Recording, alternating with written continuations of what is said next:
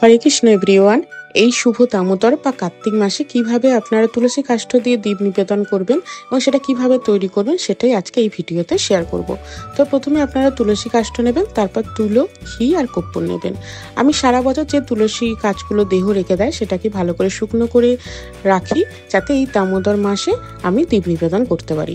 তো আমি একটা এরকম লম্বা তুলসী কাষ্ঠ নিয়ে তার মধ্যে তুলোটাকে ভালো করে একদম জড়িয়ে নিয়েছি, আর তারপরে বেশ কিছুটা ঘি আমি একটা ডিবেতে গলিয়ে রেখেছি। তো সেই ঘিটাকে ভালো করে তুলো এবং কাষ্ঠের সাথে লাগিয়ে নিয়েছি, যাতে দীপটা খুব সুন্দর করে জ্বলে।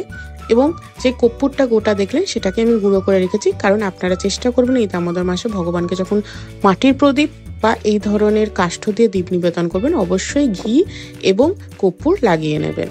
তো আমার তৈরি হয়ে গেছে, দেখুন এইরকম ভাবে আপনারা তুলসী কাষ্ঠটা রেডি করে নেবেন। এবং এবার ভগবান শ্রী দামোদরের উদ্দেশ্যে দীপ নিবেদন কিভাবে দেখাবেন সেটা বলি। তো ভগবানের চরণে 4 বার, নাভিতে 2 বার, মুখমণ্ডলে 3 বার এবং সর্বাঙ্গে 7 বার ক্লক ওয়াইজ আপনারা কিন্তু ভগবানকে ঘোরাবেন দীপটা। এইভাবে কিন্তু আপনার প্রত্যেক দিন সকাল এবং সন্ধ্যাবেলা চেষ্টা করবেন 2 বার দীপ নিবেদন করতে, এবং তারপর আকাশের উদ্দেশ্যে দীপ নিবেদন করে ভগবান দামোদরের কৃপা আশীর্বাদ লাভ করবেন।